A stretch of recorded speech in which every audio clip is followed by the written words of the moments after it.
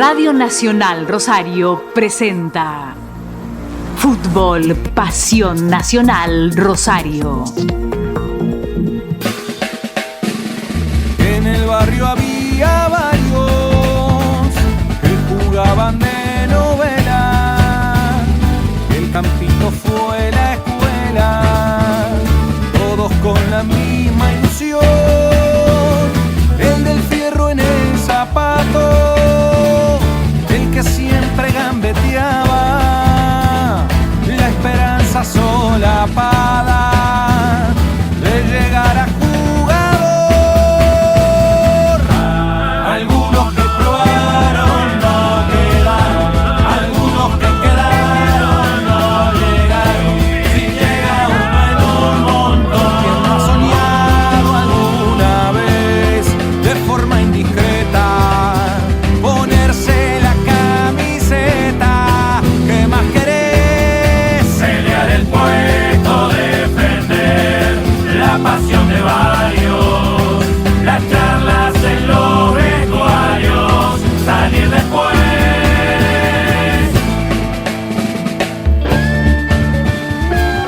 ¿Qué tal? ¿Cómo están? Bienvenidos. Aquí estamos arrancando nuestro Pasión Nacional de cada día. Jueves 22 de mayo de 2025.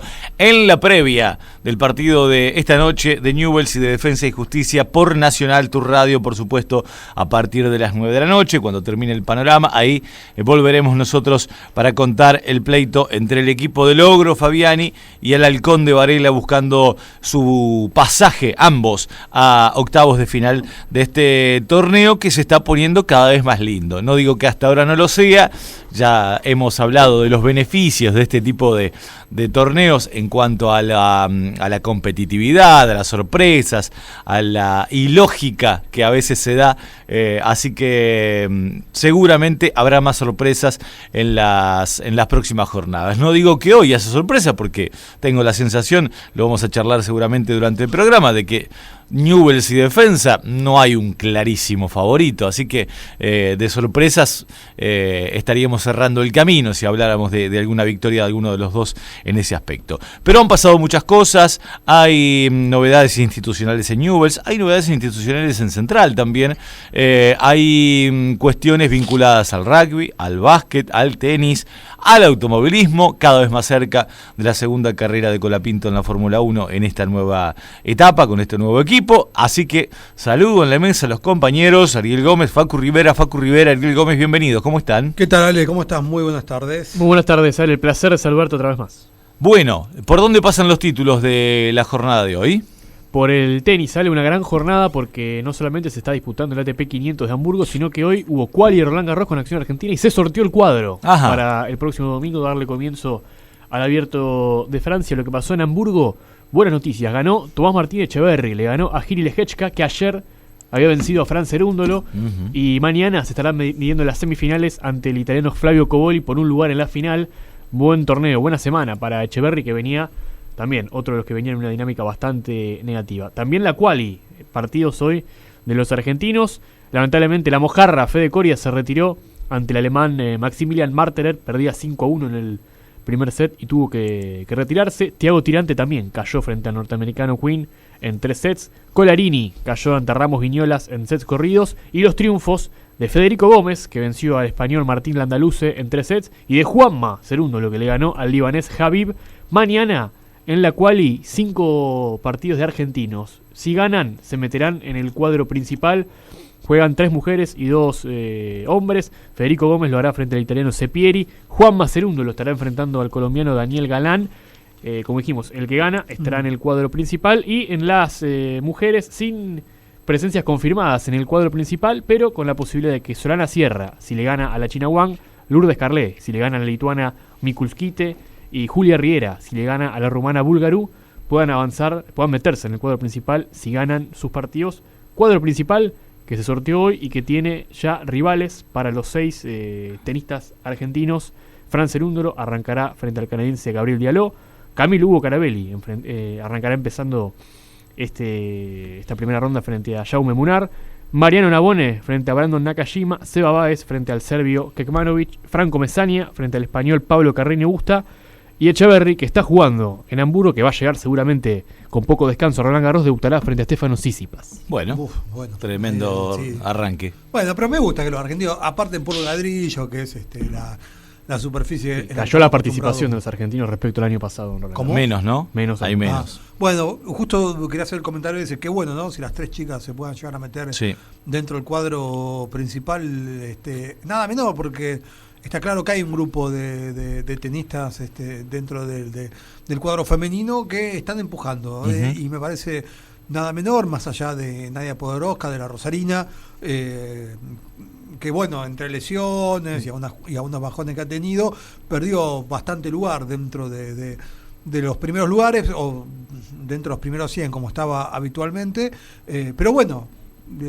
la sangre nueva también viene empujando desde abajo. Fran Cerúndolo, tal vez la máxima ilusión que tiene Argentina en cuanto a llegar lejos de Roland Garros. En cuarta ronda recién le podía tocar Zverev, que le viene ganando los últimos partidos, así que por ese lado un sorteo bueno para Cerúndolo. Es cierto, en tercera ronda puede caer Dimitrov también, que es otro de los pesos pesados, pero por lo menos no va a tener un rival de esos que le cuesta de arranque. La cuarta ronda. Claro. Pero hay que llegar a la segunda semana. Claro, supuesto, bueno, ya cuando empezás tercera, cuarta ronda... Si llegaste a la segunda semana, ya por lo menos sabés que tuviste un buen torneo. Y además ya ahí es lógico que te empiecen después a caer todos los cabezones. Exacto. Bueno, en cuanto al básquet, esta noche, 9:30 de la noche, así que Ariel lo va a ir contando seguramente minuto a minuto con nuestro Newell's y Defensa.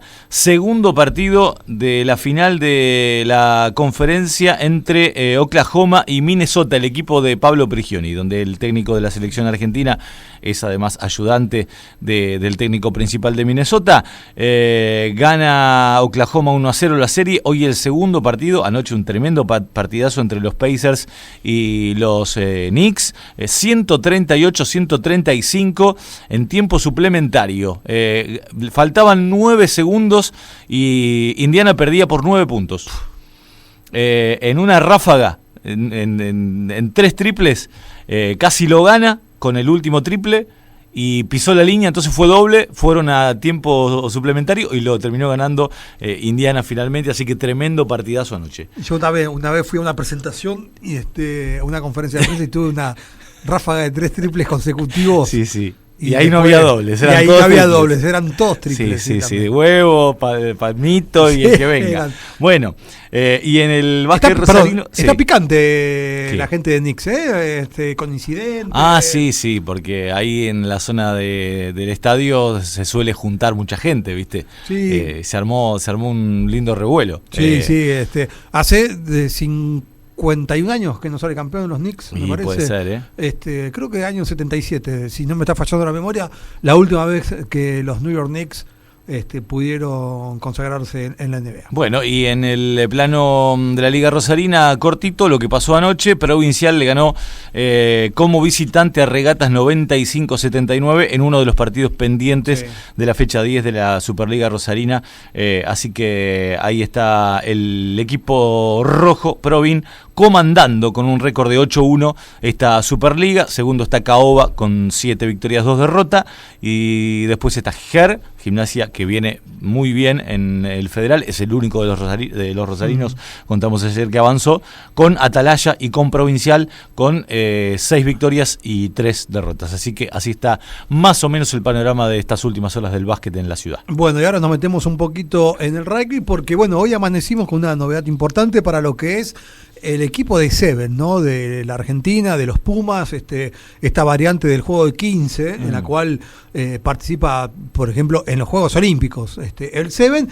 Y hoy la novedad fue que hay 3 jugadores del plantel en el último tiempo: Tobias Wade, Agustín Fraga y Tomás Elizalde, han decidido dejar el equipo, romper sus contratos que tenían con la Unión Argentina, y de esta manera volver a jugar. Por ejemplo, en el caso de Tobias Wade y Agustín Fraga, vuelven a sus clubes, van a volver. Wade es de Alumni y Agustín Fraga volverá a Cuba, a Universitario de Buenos Aires. Está bien que no eran de los jugadores titulares, pero tenían cierta participación dentro del plantel y ya hace un tiempo. Y Tomás Elizalde, el salteño, que es tal vez el que tomó de alguna manera la decisión, entre comillas rara, ¿no? Pero es la menos común, Tomás Elizalde decidió dejar el profesionalismo, decidió dejar el alto rendimiento deportivo, en este caso el rugby, volver a jugar el rugby de clubes. Él se va a quedar jugando en Buenos Aires. Él se formó en el Club Tigres de Salta, uno de los clubes más chicos de aquella provincia. Se va a quedar a Buenos Aires y se va a dedicar a terminar la facultad. No sé qué está estudiando Elizalde, pero está un poco, parece que dijo que está un poco cansado de lo que es el alto rendimiento, del rugby competitivo, y quiere llevar una vida, entre comillas, más normal. Así que va a volver a la facultad, va a jugar al rugby. Unos antipatria, digamos, dejaron la selección, unos antipatria. Una antipatria, sí.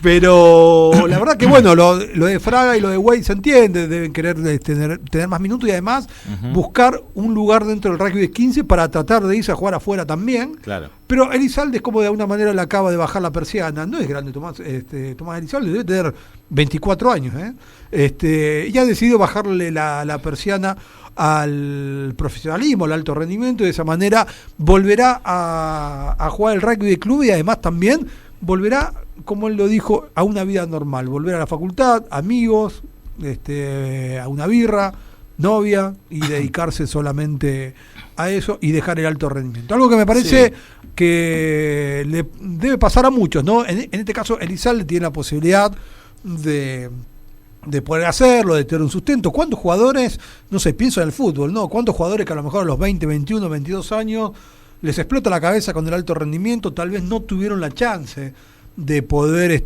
no sé, terminar la secundaria, ni hablar de haber empezado tal vez algún estudio universitario y encontrarse a lo mejor a los 20, 21, 22, 23 sin saber qué hacer, El alto rendimiento es muy cruel. En este caso, repito, Elizalde es alguien que ha podido darse cuenta, decir, che, la verdad no doy más, no quiero, vuelvo a la facultad, tiene también los medios claro, para poder hacerlo, pero en líneas generales, ¿no? A veces la crueldad del alto rendimiento deportivo te termina comiendo, me parece. Yo, por ahí uno peca de hablar de más, entre comillas, porque no conoce la interna de cada persona, pero pareciera que en algunos otros deportes, sobre todo por el origen de algunos deportistas, entienden, y porque además se ha profesionalizado tanto y se gana tanto dinero en algunos otros deportes, caso el fútbol, que muchas veces los chicos jóvenes buscan la salida más rápida para salvar a la familia. Sí. O tal vez es la única. O es la única, también, exactamente, o es la única alternativa que tienen posible. Y que en algunos otros estadios, gente que juega al tenis, gente que juega al rugby, gente que juega al básquet, en vez de buscar esa salvación única, entiende que a los 30 años hizo eso durante toda su vida, pero que tiene alternativas y que se puede dedicar a estudiar otra cosa, porque tiene salidas laborales posibles, porque está formado de manera distinta desde la educación, y bueno, es así la historia de nuestro país, se ha forjado así. Se me están viniendo algunos casos a la cabeza, no sé si ustedes se acuerdan. El Indio Vega, que jugaba creo que en Platense o All Boys, All Boys. ¿No es contador, el por contador ejemplo? Vega, sí. El contador, ahí está. Sí. Mientras jugaba al fútbol, sin haber sido que claramente habrá tenido un buen sueldo porque jugó en buenos clubes de ascenso, pero sin no salvarse salvado, económicamente, claro. Pero decidió hacer una carrera universitaria a la par el doctor del Herbella también. El doctor Herbella, que era arquero del sub-20 Peckerman. De Peckerman, me sale Sacone, Sansotti. Sansotti, a los 30 años dijo, che, ya yo no voy a hacer mucho más que esto. Dejó el fútbol y se recibió de abogado en 3 años y medio. Lisandro Magallán. Lisandro Magallán, es verdad. Bueno, fíjate cómo hay casos, ¿no? De jugadores que dicen, che, por las dudas también hago otra cosa. Es que me parece que esto, por las dudas, ¿no? También para tener un respaldo. Más que por las dudas, también es porque la carrera de futbolista a los 36 años, 7, 8, 9, se te termina. Y tenés 40 años más para seguir viviendo. Y no todos van a ser Guardiola, o si querés lo traemos o acá, o Kili González o La Torre, y vas a encontrar una salida en tu deporte como entrenador, como, no sé, PF, como analista, como relator, qué sé yo, porque Marcelo Espina es comentarista también, pero quiero decir, no hay lugar para todo el mundo. Totalmente. Y hay mucha gente que además tampoco es tan fanático del deporte y ha encontrado alguna otra vía de escape que lo salva. que lo saca de ahí, claro, ¿no? sí, totalmente, Bueno, totalmente. pero volvemos nosotros al deporte, que sí nos gusta mucho y por eso nos dedicamos a esto, para hablar un poquito, Facu, de lo que ocurrirá en las próximas horas en el automovilismo. Ayer tuvimos columna larga, explicativa, detallada, pero hoy hay voces de protagonistas de nuevo. Porque hoy, como suele ser los jueves en los Gran Premios de Fórmula 1, es el día de prensa. Los pilotos hablan con los medios de todo el mundo y fue el turno de Franco Colapinto, que habló con la prensa internacional y sobre todo la prensa local. En este caso, escuchamos una de sus frases con Florencia Andersen, periodista de Fox Sports Argentina, hablando en este caso no solamente de lo que fue un poco el aprendizaje de aquel accidente en Imola, sino también de lo que se viene en Mónaco y cómo está preparado el Alpine para la carrera del fin de semana. Franco Colapinto hoy hablando con los medios en Monte Carlo. Al final esa era la idea, ¿no? Acostumbrarnos al auto, estar más cómodos haciendo transición y después en la cual y empujar. Pasa que cuando no conoces el auto, ese límite es mucho más fino y es mucho más difícil de encontrar y es un poco más fácil pasarte también. Así que creo que fue un buen fin de semana, el domingo fue muy bueno. Definitivamente Mónaco es un circuito bueno para el equipo, especialmente porque no importa tanto el motor, eso es lo principal. Después creo que tanta curva capaz nos cuesta un poco, pero vamos a trabajar para acomodar el auto, ¿no? Tenemos varias sesiones, así que creo que vamos a llegar a un buen punto. Después es un circuito complicado, ¿no? De mucha confianza, que es el circuito más difícil de la temporada. Mónaco, con lo cerca que le pasamos a las paredes, creo que te diría que entre Bakú y Singapur son los más difíciles del año. Así que nada, es un circuito que tenés que tener la confianza muy alta. Yo por ahora no la tengo, pero creo que en estas 3 sesiones voy a ir ganando esa confianza que necesito. Y nada, ojalá llegar a un buen punto para la quali, ¿no? Pero con ganas de empezar. Creo que podemos tener un buen finde. Obviamente que es difícil a veces cuando llegas al FP1 está todo tan cerca que no sabes bien quién va a andar bien, quién va a estar un poquito peor, ¿no? Así que hay que esperar a la primera sesión y después ver. Creo que los pit stops van a ser una locura en la carrera. Va a hacer un poco de movimiento ahí. Obviamente depende de quién pare en el momento correcto. Si un safety car, un virtual acá que puede pasar muy fácil, uno puede ganar o perder la carrera. Está allí entonces la palabra de Colapinto, hablando de que, tal vez por nivel de dificultad, Bakú, Singapur y Mónaco son los 3 circuitos más difíciles. En uno puntuó el año pasado, en Bakú, en Singapur anduvo muy bien, veremos cómo le va en Mónaco. Colapinto hablando justamente de lo que va a ser la primera práctica. Mañana 8:30 arranca la actividad para la Fórmula 1, 8:30 la primera práctica, a las 12 del mediodía la segunda. Bueno, y todavía estamos en tiempos de definición del torneo de apertura. El próximo sábado, Huracán Independiente Huracán, así se jugará el partido en el Libertadores de América. Otra vez, mirá, Independiente y Huracán, 2 equipos cruzados por Menotti, como el otro día nos pasó con Huracán y con Central, ¿no?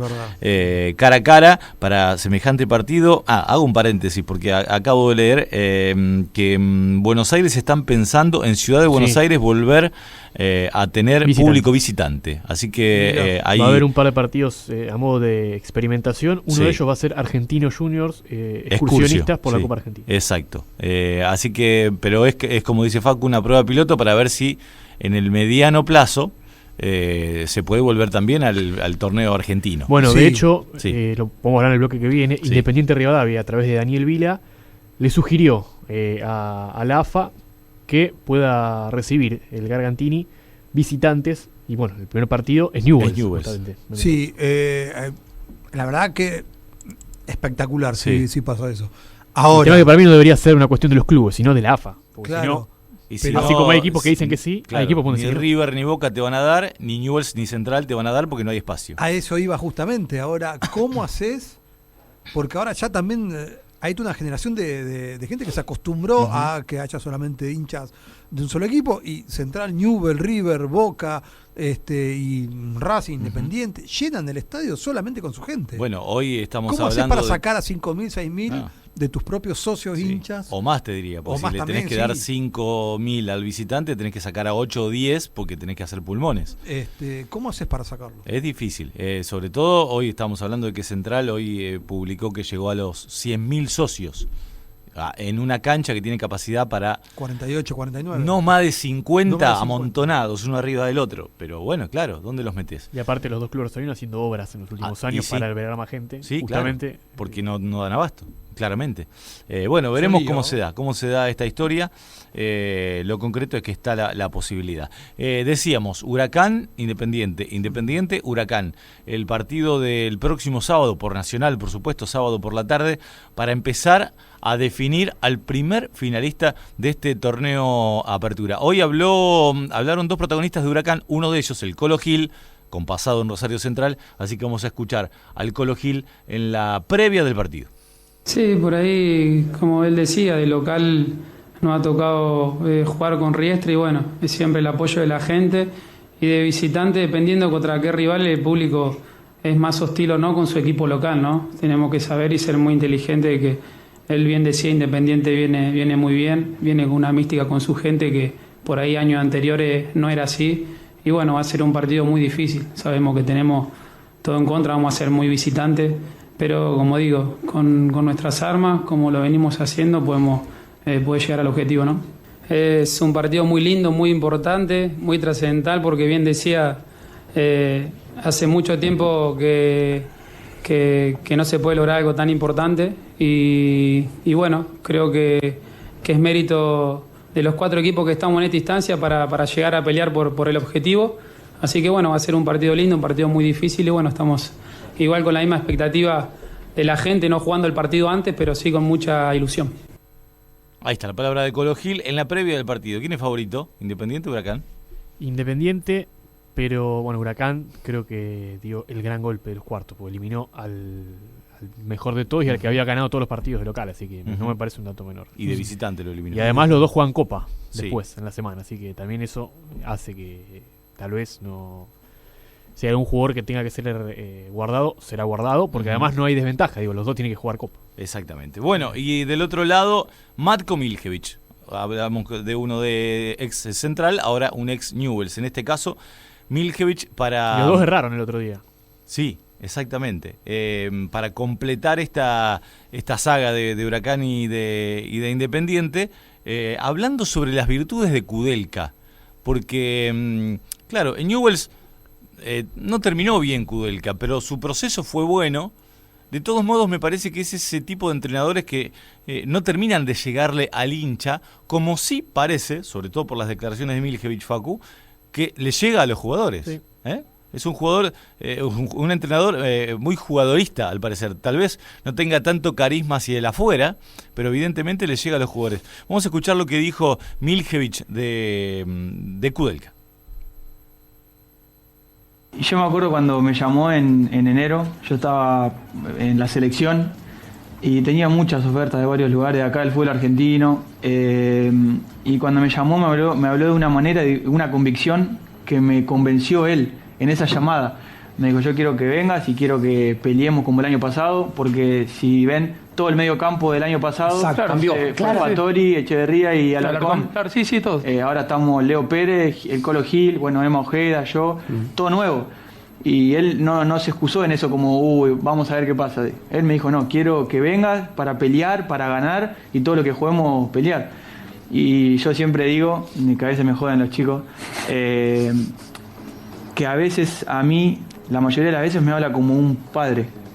Y a ver, me acuerdo ahora hace 2 semanas cuando jugamos en Uruguay, en la merienda se sentó conmigo y con Marco Pellegrino y empezamos a hablar y no hablamos una palabra de fútbol, hablamos de la vida. Nos empezó a hablar de la vida, de la vivencia que tuvo él en los clubes y me acuerdo cuando se va, le digo a Marco, ¿te da ganas de entrar a la cancha y tirarte de cabeza por este chabón, ¿me entendés? Porque tiene eso de que le llega, no solo a nosotros, le llega a los jugadores y por eso hoy en día nosotros también tenemos ese plus de también querer ganar algo por él, porque también la gente de Huracán lo quiere, lo aprecia. Claro, contra Riestra no pudo estar por el tema de la expulsión y ese partido también era un extra por él, ¿me entendés? Nada, eso, le sabe llegar al jugador. Ahí está, la palabra de Miljevic, con muchísimos elogios para con Kudelka. Sí, también a lo mejor Kudelka pudo hacer en Huracán lo que no pudo hacer en los equipos anteriores, ¿no? Libertad para rearmar el plantel. Es cierto, pero tampoco es, te iba a decir tampoco es que trajo, y sí, trajo Colo Gil que venía muy bien afuera, trajo a Miljevic, que había tenido un muy buen paso por Newell's, más allá de cómo se fue, y trajo algunos nombres. Pellegrino también, claro, de Independiente. Que vuelve a enfrentarse con Independiente. Uy, sí, ese es un duelo picante entre los dos. Bueno, nos quedó fuera Santi Castro, pues se vienen las noticias, pero seguramente lo tendremos mañana al goleador del Bolonia, que habló en las últimas horas con los medios en la Argentina después de un gran semestre. Una temporada europea con muchos equipos que ganaron títulos que no estaban tal vez en los planes. Sí. Y buscando de alguna manera a Castro también afianzarse en la selección, ¿no? Sí, claro. Sí, o por lo menos tener alguna chance más de las que ha tenido hasta ahora. Llegan las noticias, está Gaby Sapienza, 7:30 de la tarde y ya venimos. Hasta las 20. Fútbol Pasión Nacional Rosario.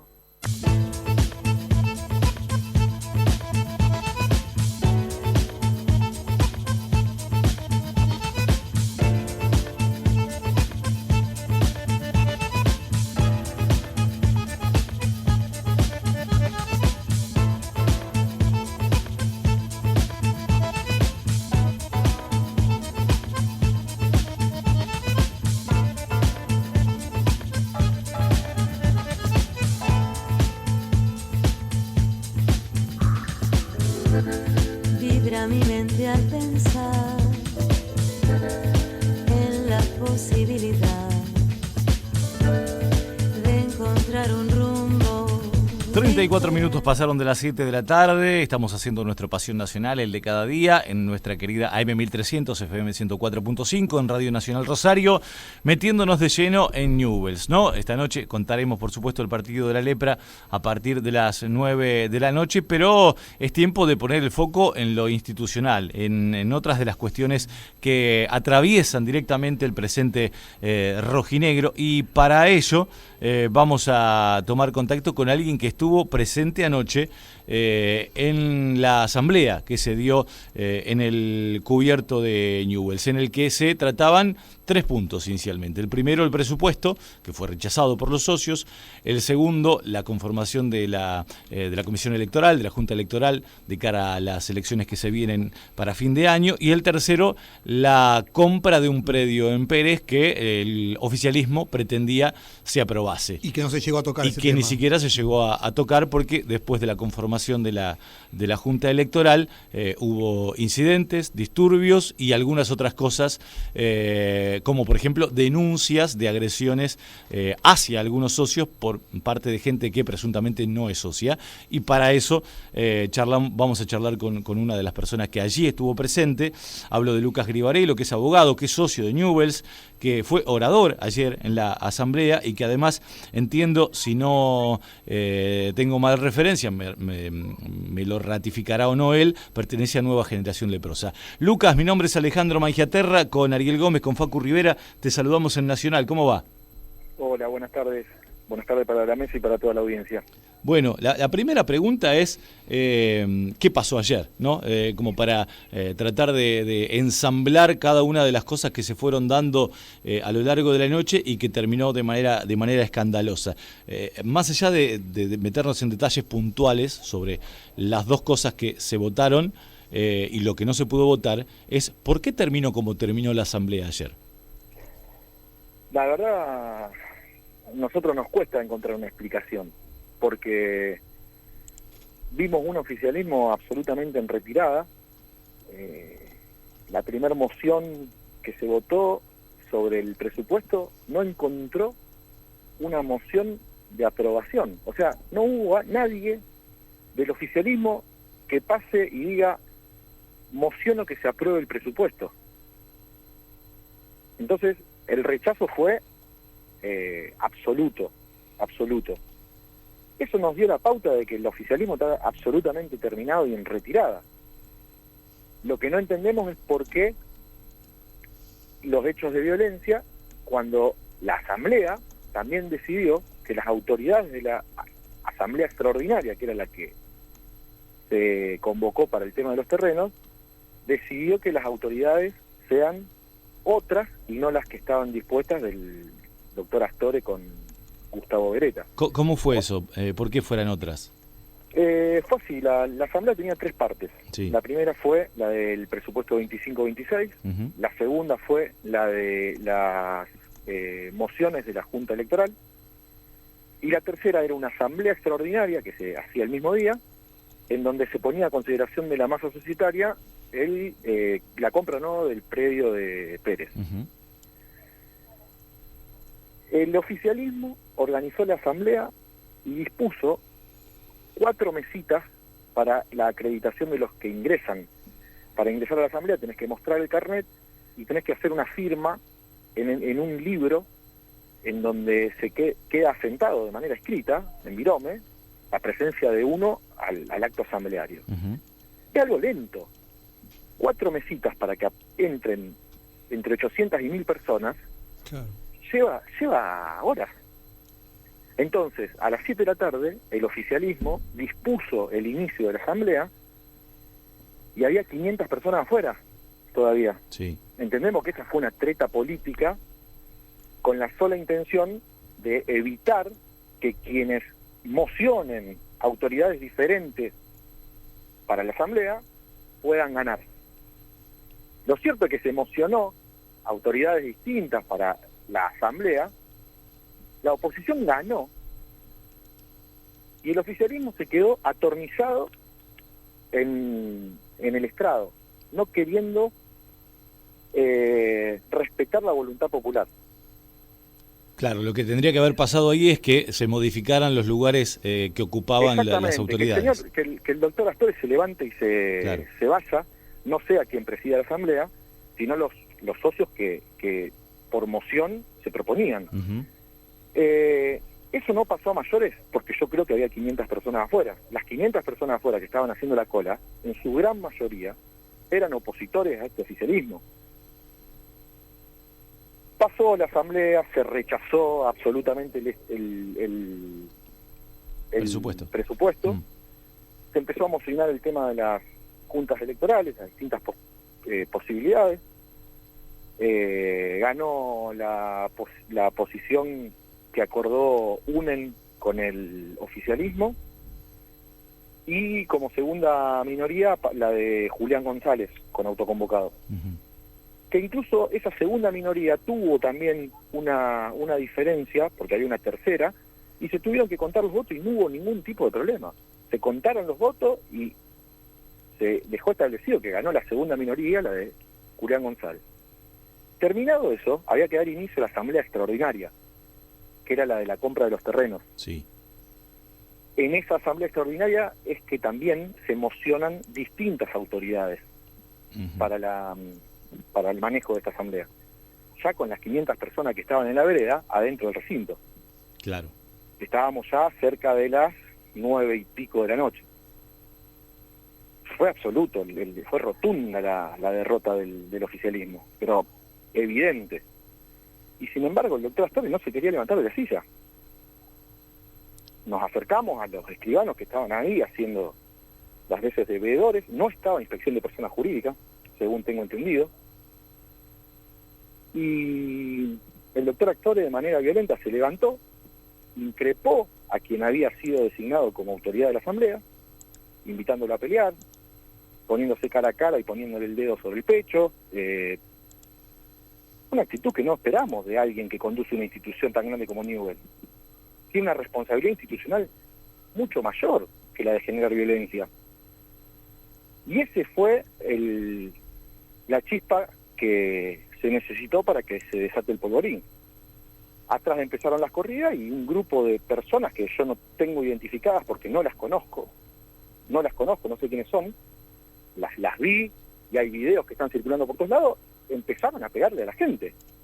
Se ven videos donde vuelan sillas de plástico, a un chico de la agrupación Castalepra le quebraron la clavícula. O sea, estamos hablando de que lo que pasó ayer tiene una gravedad enorme. Y lo que nos da pena es que creíamos que estas cosas las habíamos sepultado en el pasado y que habíamos aprendido y habíamos madurado como institución. Evidentemente no. Evidentemente no. A mí me apena mucho y me da vergüenza.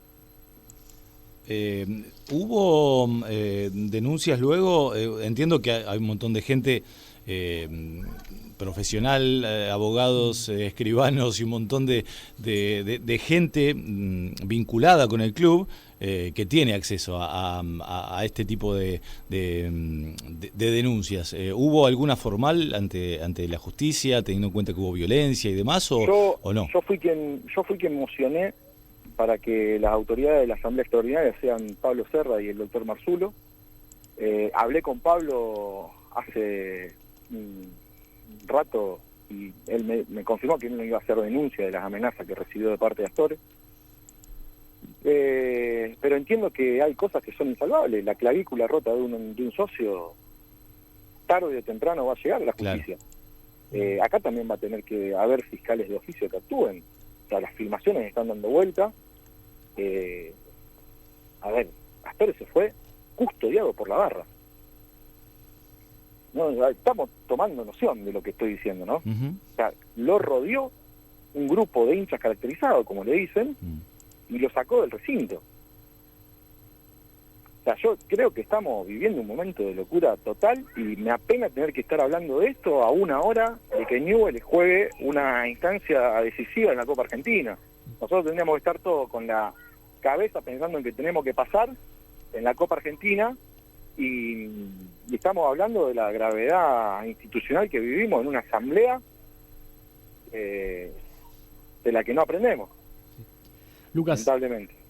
Facundo Rivera, gracias por el contacto. Te quería preguntar, porque bueno, en lo que se pudo hacer ayer, antes de los incidentes, ¿en qué quedó, digamos, o qué tanto se avanzó respecto a las elecciones que van a hacer en diciembre? Si hubo avance o si, bueno, evidentemente lo que se pudo haber avanzado ayer con todo lo que aconteció después fue tiempo perdido. No.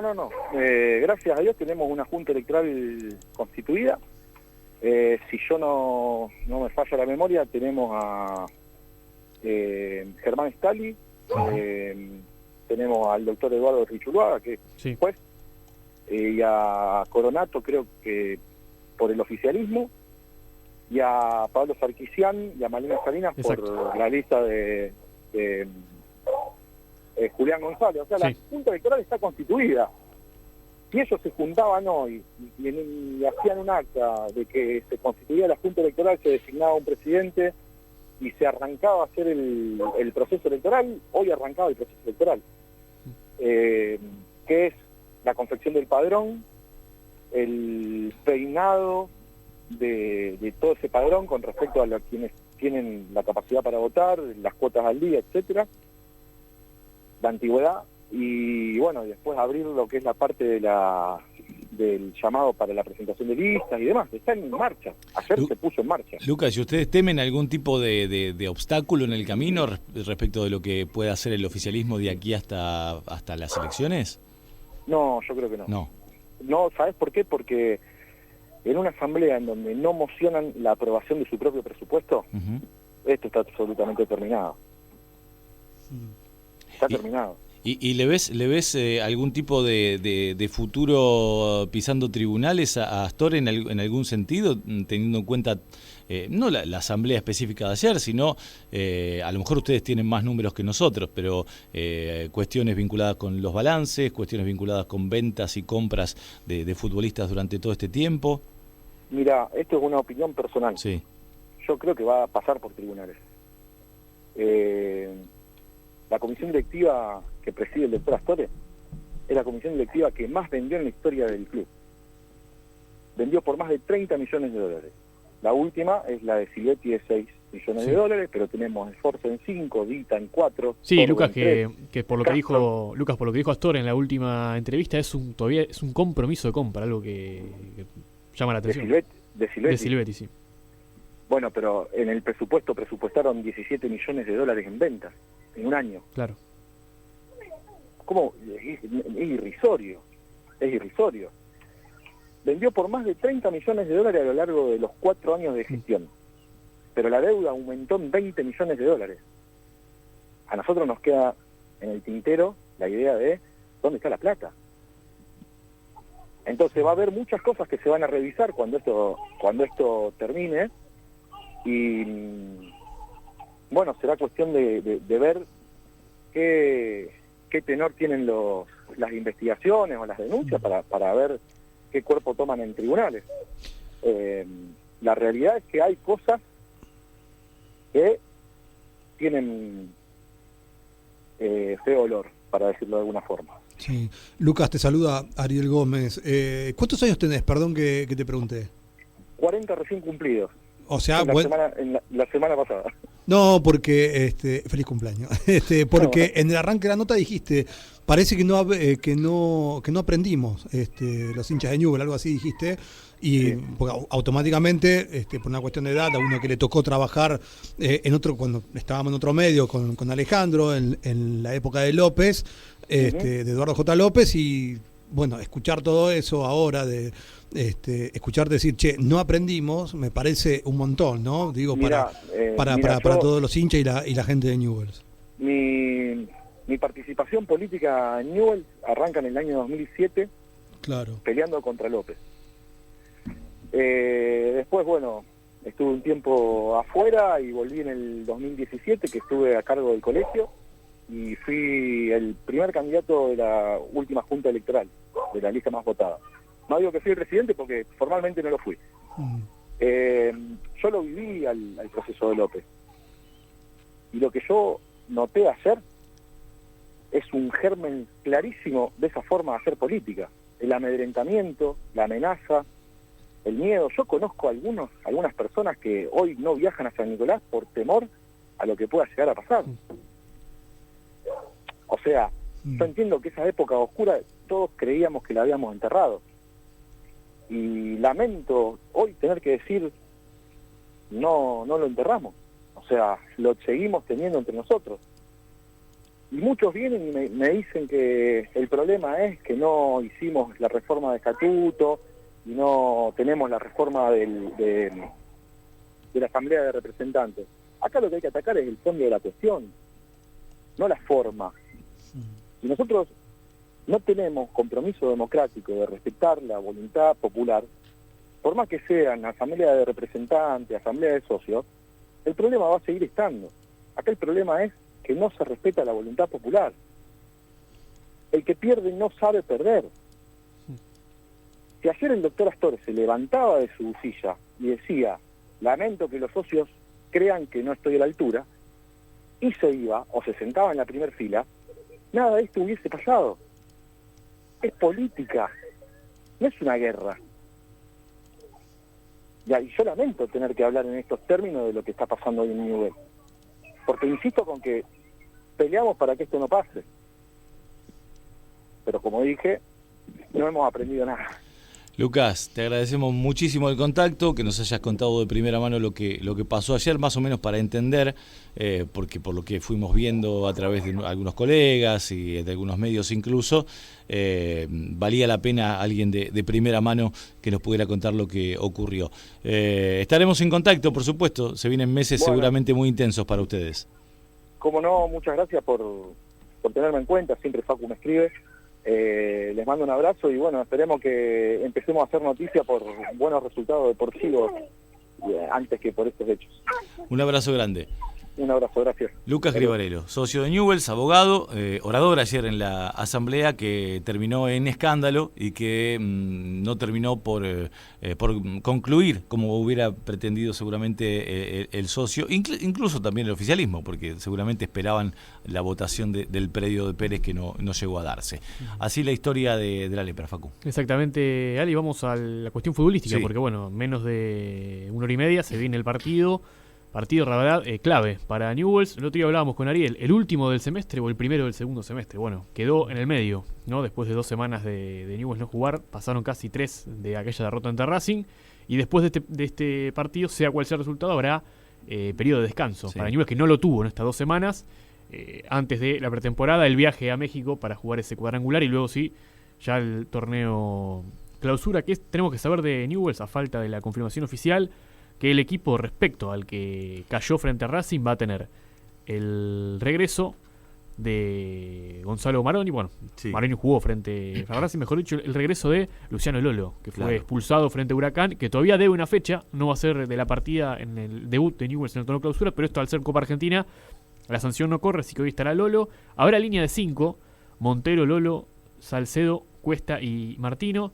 Jugará Jacob en la mitad de la cancha junto a Vanega, Maroni, Luciano Herrera y Charly Cocolizo González en los 11 de Fabiani, a la espera de que se confirme, ante el equipo de Tobias Coan, el halcón de Varela, que se quedó sin Pablo de Muner después de esa definición de la zona A, que hace 12 partidos que no gana, contando torneo de apertura, también Copa Sudamericana, que la semana que viene tendrá que vencer a Cerro Largo y esperar que el Vitória de Brasil no gane para avanzar, de lo contrario quedará fuera de la Copa Sudamericana. Pero la Copa Argentina siempre es un torneo que obliga a los clubes a estar a la altura, sobre todo porque estamos en una etapa temprana de esta Copa Argentina. Si Newell's gana hoy, Ale, va a ser la primera vez que gane en dos ediciones consecutivas más de dos partidos seguidos en la Copa Argentina. Sí, porque a Newell's le ha costado mucho meterse entre los mejores 8, los mejores 4 de esta Copa Argentina, y siempre es un camino, no digo más fácil, digo más corto para acceder a un título o para acceder a una competencia internacional, cosa que le ha costado incluso desde la época del Tata, ¿no? Cuando Newell's era campeón del 2013, por ejemplo, ni siquiera con ese gran equipo pudo sortear, aquel Talleres en pleno festejo, ¿no? Que le mancó el sueño de seguir también con vida en esa Copa Argentina. La pregunta que me surge es, ¿cómo estará Newell's? Porque con estas 2-3 semanas sin jugar, te relaja eso. Te relaja, parecido a esta defensa, porque también estuvo 2 o 3 semanas sin jugar. No, jugó por Copa la semana pasada. Tuvo Copa. Pero defensa está sin técnico. Claro. Hace 12 que no gana. Pero voy a la cuestión hasta física de Newell's, porque esto que dice Ariel, te relaja porque vos sabés que estás pronto a las vacaciones. Pero tampoco estás del todo relajado porque seguís entrenando todos los días. Porque el partido hoy no tiene mañana. Claro. Es un mata-mata. Yo creo que a favor de Newell's le puede venir bien, que quedó con la sangre en el ojo de aquel partido con Racing. Distinto tal vez fue si hubiese ganado. Incluso aunque no hubiese avanzado en los playoffs, porque no se le hubiesen dado los resultados, estaríamos hablando de un Newell's que llegaría con muchos partidos invicto a este partido. No lo será. Y creo yo, está en deuda, porque el partido ante Kimberley, más allá de que pasó por penales, no fue bueno, así que también es una oportunidad para Newell's y para Fabiani de seguir escribiendo. Pareciera que Fabiani está tratando de escribir una historia sobre una mesa que no está muy firme, ¿no? Que es Newell's, ¿no? Que es Newell's a nivel club. Así que estos partidos muchas veces pueden condicionar, pero también te pueden fortalecer si salen adelante. Bueno, también Newell's puede pensar, mirá lo que le pasa a San Lorenzo, y ahí está el equipo peleando. Entonces, tratar de abstraerse y de ver, si se quieren un rival, pero ver que también hay vida, incluso en medio del caos, vida futbolística me refiero, en el caos institucional, tal vez sea también un motor para que Newell's siga en carrera en esta Copa Argentina. Veremos de qué manera. Lo analizaremos después tácticamente, cuando arranquemos la previa, ya por las 9 de la noche, porque yo veo un equipo bastante, no sé si defensivo, pero con muchos nombres con perfil defensivo. Por ahí el equipo es un equipo más agresivo, con defensores, pero agresivo, y me termina cerrando la boca, pero en líneas generales pareciera eso desde la previa, ¿no? No sé. Exacto, vamos a escuchar un audio de Ignacio Astore, que habló en las últimas horas con CNN aquí en Rosario, hablando en este caso sobre la venta de Matteo Silvetti y también sobre la negociación por Keylor Navas, en aquel momento cuando lo trajo a Newell's. Pero atención, porque no han quedado claras ciertas cosas respecto a la venta de Silvetti, que no jugará más en Newell's, que hoy no será de la partida por la lesión sufrida en el partido frente a Huracán, pero que tampoco se sabe muy bien hacia dónde va a ir Matteo Silvetti. La de Silvetti es un compromiso de compra, todavía no se terminó de concretar, más que Toto Silvetti se fracturó el metatarso, no sé si tiene el club, lo compró el grupo Necaxa, no sé si va a ir a jugar ahí, pero sí Newell's necesita otra venta más. O sea, hasta junio no sabemos si se queda o se va. No sabemos si se queda o se va, pero que el compromiso de compra existe. Claro. Messi no tuvo que ver, me lo acerca un conocido mío de Buenos Aires, que es de Newell's, que está en una filial de Buenos Aires, y yo le digo, un poco difícil, le digo que vea, pero yo siempre digo lo mismo, no hay mejor, es preferible hacer el intento antes que decir me quedé con las ganas de llamarlo. Lo llamé yo por teléfono, estuvimos hablando un rato largo, al día siguiente lo vuelvo a llamar, se ve que googleó un poco la familia, la señora, googlearon un poco, y dijeron no, a Rosario nosotros no vamos. ¿Cómo lo Bueno, convenciste? me fui a Funes con mi mujer. Sí. Le sacamos fotos donde iba a vivir, la distancia que existía entre donde él iba a vivir y donde él iba a entrenar, que es Bellavista. Seguimos charlando. Estuvimos charlando. Él tendría otras ofertas, me imagino. No, también. tenía muchas ofertas. Y hoy tiene muchas ofertas. Ajá. Hoy tiene muchas ofertas. Está allí entonces Astor hablando sobre el operativo Seducción con Keylor Navas y también hablando cuestiones de Silvetti. Sabemos que se va a ir, pero es un compromiso de compra, o sea, no hay nada firmado. Todavía parecía que era el Inter Miami, bueno, es el grupo Necaxa que compraría a Matteo Silvetti. Lo que no sé es, digamos, los detalles, ¿no? Porque un compromiso de compra, evidentemente, tiene que estar sustentado en algo. Yo, la verdad, que debería preguntar a alguien que sepa cuestiones jurídicas vinculadas con el fútbol, pero yo tenía entendido que los pases eran de club a club, más allá de que haya un intermediario en el medio. Es raro que te compre un grupo y que no sepas dónde vas a jugar. Quiero decir, te compra el Manchester City, te compra el grupo City, sí, pero te compra el Manchester City. Después el Manchester City dice, no, lo voy a ceder a el City Torque de Montevideo. Pero te compró el Manchester City. Por lo menos tenía entendido que era así. Raro. El grupo Necaxa en Ex Fútbol tiene hoy por hoy, de lo que se conoce como accionista mayoritario del Necaxa, de La Equidad de Colombia, y uno de los inversores, o dos inversores conocidos de este grupo, uno es Eva Longoria y el otro es Ryan Reynolds, el actor. Bueno. Los que invierten en este grupo. Nos vamos, nos despedimos. Demasiados cabos sueltos. Sí, varios cabos sueltos. Nos vamos y volvemos a las 9 de la noche, después del panorama que arranca ahora acá en Nacional. Volvemos para Newell's y Defensa y Justicia. La foto de Pedernera, a punto de